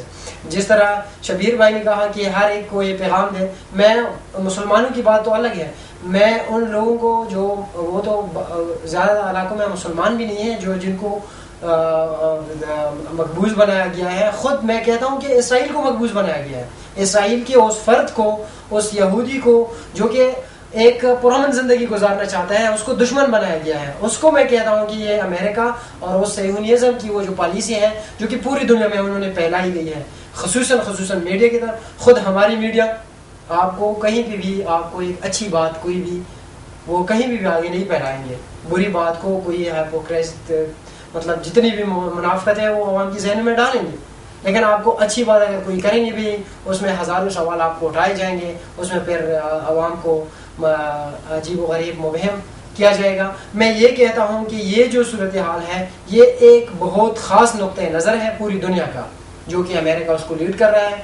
بلکہ امریکہ جو صہیونیزم کا جو نظریہ ہے وہ لیڈ کر رہے ہیں, یہ لوگ اس کی اپلائی کر رہے ہیں, خواہ اس میں پاکستان کا فرق شامل ہے جس کا میں نے کہا جو مس لیڈنگ کر رہے ہیں وہ اس پالیسی میں شامل ہے, خواہ وہ سول بیوروکریسی میں بیٹھے ہوئے ہیں, خواہ وہ ملٹری بیوروکریسی میں ہے, تو وہ لوگ ہیں, خواہ وہ شیعہ ہیں, خواہ اسی نے مطلب فرقے سے آپ نکلیں, وہ اس سوچ کے خلاف جو پوری دنیا پوری انسانیت کو انہوں نے غلام بنایا ہوا ہے اس سوچ کے خلاف ہے. ہم اس یوتھ آف کی جو تحریک تھی اس میں ہم سپریم کورٹ بھی گئے, جسٹس جاوید اقبال سے ہم ملے تھے ان کی چیمبر میں, اور پوری جو ڈیٹیل رپورٹس تھی پرشنار کی جتنی بھی واقعات ہے ان کو پوری ڈیٹیل رپورٹس ہم نے ان کو پریزنٹ کی تھی, اور ان میں جو ایویڈینس ہے سی ڈی بھی ان کو پرووائڈ کی تھی, اور ان پر ان کو تصویر بھی پرووائڈ کی تھی. ان کو پھر ان سے جو ہم وہ رسپانس میں یہ ملا کہ آپ تھوڑا سا ویٹ کر لیں, ہم اس چیزوں کو دیکھتے ہیں اور آپ کو 15-20 دنوں میں اس کا ایک وہ ملے گا, ایک پازیٹیو رزلٹ ملے گا. لیکن اس کا بھی ابھی تک کچھ ہوا نہیں ہے, کیونکہ اس کی پیچھے پوری گورنمنٹ اور سپریم کورٹ کی پیچھے ایک خاص وہ ہے, اس کی جو بیک گراؤنڈ میں ایک مائنڈ سیٹ ہے, وہ نہیں چاہتے کہ پرشنار کا مسئلہ حل ہو, اور اس مسئلے کو مسلسل گمبھیر بنانے کی کوشش کرتے ہیں. ابھی ریسنٹلی جو کراچی میں ایک وہ ہوا ہے کہ ایک بندے کو پکڑا گیا ہے, اس کا عابد منگش اس کا نام ہے, ان کا پتہ نہیں کہاں سے ان کا تعلق ہے بھی نہیں, وہ بندہ ہے یا نہیں ہے, لیکن انہوں نے ڈائریکٹ لنک کیا ہے کہ ان کا تعلق پرشنار سے ہے, اور وہ ان کو ایک ایسی آرگنائزیشن کا نام دیا جو ان کا وہاں پر کوئی وجود ہی نہیں ہے, اور ان کو اس جو ایس پی انہوں نے پکڑا تھا انہوں نے ان کو کلعدم بھی قرار دیا کہ وہ کلعدم ایک وہ ہے, تنظیم ہے, گروپ ہے, اس کلعدم تنظیم سے ان کا تعلق ہے. تو پیچھے پرشنار کے مسئلے کے پیچھے پورا وہ ہے مائنڈ سیٹ ہے, اور مائنڈ سیٹ ہر ادارے میں موجود ہے, چاہے وہ آپ کی آرمی میں ہو وہ بھی مائنڈ سیٹ رکھنے والے لوگ موجود ہیں, وہ سول بیوروکریسی میں ہو یا دوسرے پولیٹیکل پارٹیز میں ہو, ایک مائنڈ سیٹ موجود ہے جو مسلسل اس مسئلے کو گمبھیر سے گمبھیر بنانے کی کوشش کرتے ہیں. ابھی کراچی میں کتنے لوگوں کو پکڑا گیا, تقریباً 800 سے زیادہ دہشت گردوں کو پکڑا گیا جو ٹارگٹ کلنگ میں ملوث تھے, لیکن ایک کو بھی سامنے نہیں لایا گیا کہ اس کا تعلق فرض کریں MPM سے, اس کا تعلق PNP سے, اس کا تعلق پیپل پارٹی سے, اس کا تعلق کسی اور گروپ سے. لیکن ایک ایسے بندے کو جو پتہ نہیں اس کون ہے, کسی کو پتہ نہیں کہ وہ کون ہے, لیکن ان کو ڈائریکٹ لنک کیا گیا پرشنار سے کہ اس کا تعلق پرشنار سے ہے, یہ یہاں سے وہ ڈکیتوں میں رقم لیتا ہو, پرشنار میں دہشت گردی کرتا ہے, یہ کرتا ہے. یہ پورا مائنڈ سیٹ ہے جو اس مسئلے کو گمبھیر سے یہ اس سے پہلے یہ ضروری ہے, اس سے پہلے کہ جو یہ اس لڑکے کا یہ سامنے آیا, ایک تو یہ پتہ نہیں ٹی وی پہ خبر آئی کہ ایک بندہ گرفتار ہو گیا, اب انویسٹیگیشن ہوں گے تو اس کے بعد کوئی وہ ہوگا, جسٹ ایک گھنٹے کے اندر اندر وہ آ جاتا ہے کہ پاڑچنار سے ہے, اس کا وہ یہ ہے اور فلان ہے. لیکن اس سے پہلے ایک ذمہ دار شخص وہ ٹی وی پہ آ کے وہ یہ کہتا ہے, اس سے کوئی ہفتہ 10 دن پہلے کی بات ہے, وہ یہ کہتا ہے کہ جو بینک ڈکیتی ہوتی ہے اس میں زیادہ تر اس علاقے کے لوگ شامل ہیں, اور باقاعدہ وہ نام لیتے ہیں کہ فلان فرقے یا فلان ٹرائب کے. اب آپ ایک چیز کو دیکھیں کہ جو میں نے دیوار سے لگانے کی بات کی ہے, ان لوگوں کو ڈرنا چاہیے. یہ لوگ سازش پہ سازش پچھلے 25-30 سال جو سازشوں کا مقابلہ توری بنگش قبیلہ کر رہے ہیں, یہ الحمدللہ اب یہ لوگ جو ہے نا, ہمارے جوان جو ہے, ہمارے جو بزرگ ہے, ہمارے جو بچے ہیں, وہ ان مشکلات سے گھبرانے والے نہیں ہیں انشاءاللہ. لیکن اصل بات یہ ہے کہ وہ کمینہ پن وہ ہمارے گورنمنٹ کے اندر یا گورنمنٹ سے باہر یا عام لوگ جو پاڑچنار کے خلاف جو پروپیگنڈا کیا جاتا ہے, جو ایک سازش کی جا رہی ہے کہ ہم ان کو جس طریقے سے بھی ہو ہم ان کو دبائیں, یہ ان کی بھول ہے. جس علاقے کے بچے وہ تعلیم یافتہ ہو, جس علاقے کے لوگ وہ جنہوں نے نظریہ لیا ہو محمد والے محمد سے, جنہوں نے کبھی سر جھکانا سیکھا ہی نہیں ہو, یہ تو 2000 1500 1800 ہمارے شہید گئے ہیں. میں یہ کہتا ہوں یہ دل کی آواز ہے کہ وہ بچہ جو جھولے میں رہے, وہ چلنے پھرنے کا قابل نہیں ہو, وہ بھی اگر زندہ ہے نا, تو یہ لوگ پاڑچنار کو ٹریننگ کیمپ نہیں بنا سکتے ہیں. انشاءاللہ یہ لوگ پاڑا چنار کو قبضہ نہیں کر سکتے ہیں. صحیح.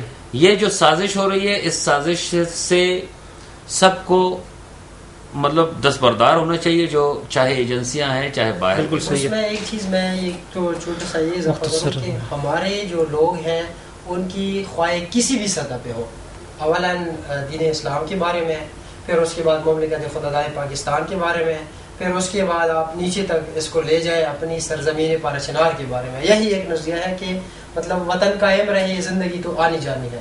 پہلے ہمارے لیے محترم اپنی دین و مذہب ہے، پھر اپنی مملکت خداداد پاکستان ہے. لیکن اس کے بعد جو ہمارا جس علاقے میں جنم ہے وہ بھی پاکستان کا علاقہ ہے، لیکن ہمارا علاقہ ہے. جس طرح میں نے کہا وہ جو بھی مائنڈ سیٹ ہے وہ صہیونیزم کی جو ایک فکر ہے جو کہ ہماری ایجنسیوں میں بھی آئی ہے، لیکن وہ کامیاب ہو نہیں سکتے کیونکہ انہوں نے دیکھ لیا ہے، اور انشاءاللہ یہ قائم رہے. کیونکہ پروگرام کا دورانیہ کافی زیادہ ہو چکا ہے اور دامن وقت میں گنجائش نہیں ہے، لہٰذا میں تینوں مہمانوں سے ایک ایک منٹ میں گزارش چاہوں گا کہ یہ بتائیں کہ اس مسئلے کا حل کیا ہے. مسئلہ تب حل ہو سکتا ہے کہ وہاں پر جو ایکسٹرنل فیکٹرز ہیں، اگر حکومت اس معاملے کو حل کرنا چاہتے ہیں اور مخلص ہیں اور یہ سمجھتے ہیں کہ 6 لاکھ کی آبادی پاکستانی ہے اور یہ علاقہ پاکستان کا ایک حصہ ہے، تو اس ایکسٹرنل فیکٹر کو ان کو ختم کرنا ہوگا. وہ ایکسٹرنل فیکٹر طالبان کی شکل میں ادھر موجود ہے. وہ انہوں نے پورا مسئلہ انہوں نے بنایا ہوا ہے، چاہے وہ ٹل پارا چنار روڈ کی بندش ہو یا وہ لوگوں کی قتل و غارت ہو، لوگوں کی ذبح کرنے کا وہ جو منصوبے ہیں، یہ سارا ایک ہی انہی طالبان نے بنایا ہوا ہے. اور دوسری بات یہ کہ ان مائنڈ سیٹ، جس طرح مائنڈ سیٹ کی بات ہوئی ہے کہ پارا چنار کے لوگوں کے بارے میں، اس علاقے کے بارے میں جو ایک مائنڈ سیٹ ہر ادارے میں موجود ہے، اس سوچ اور فکر کو ختم کرنا ہوگا. اگر اس سوچ فکر کو ختم نہ کیا گیا، جس طرح شبیر بھائی نے کہا کہ اگر آپ کسی کو دیوار سے لگانا چاہتے ہیں، اس کو لگا رہے ہیں، تو اس کا ریئیکشن بھی ہو سکتا ہے.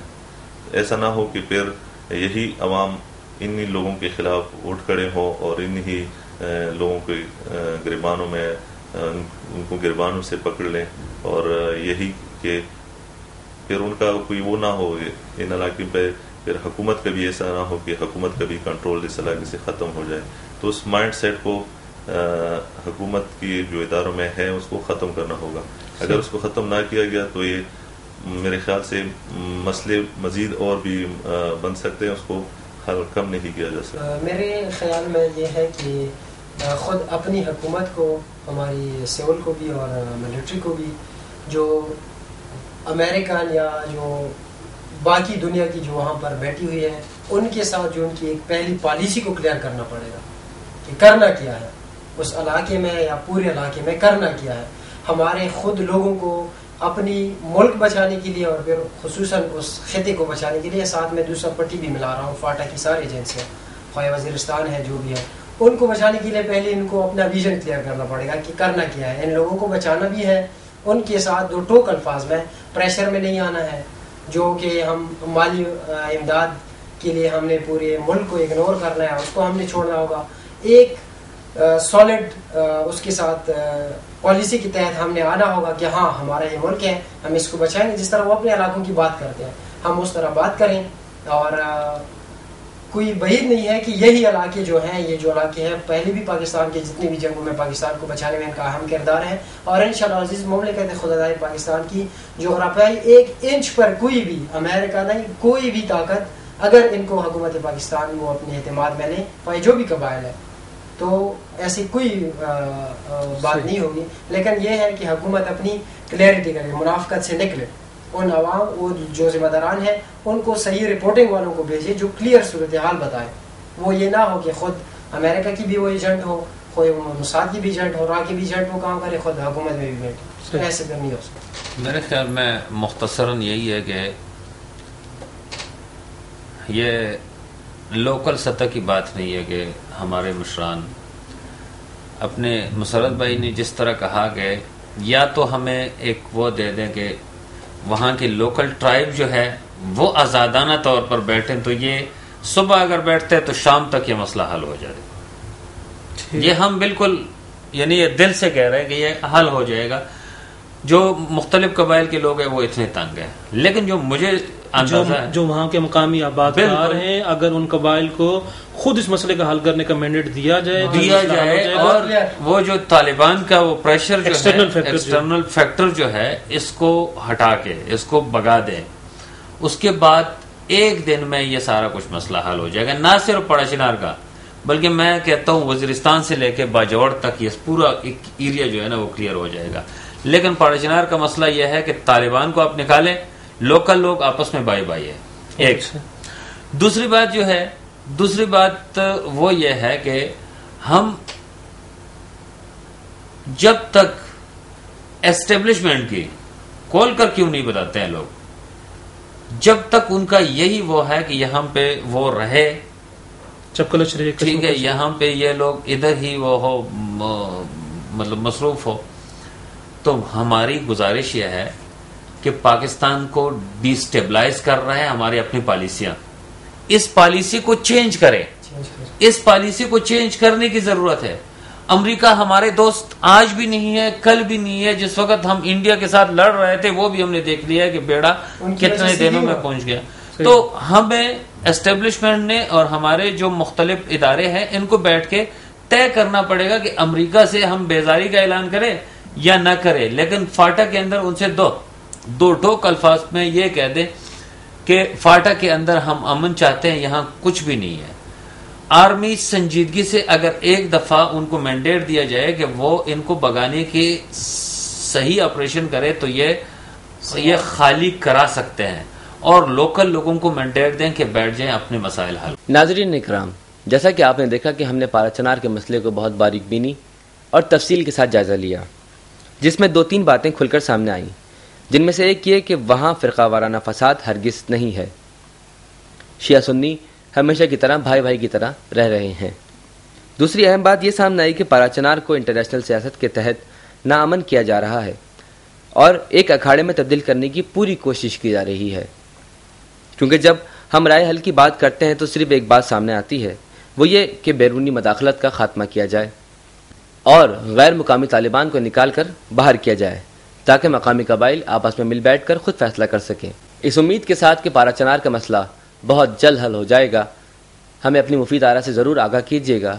اپنے میزبان سید باقر مہدی رضوی کو البلاغ اسٹوڈیو سے اجازت دیجیے. اللہ حافظ.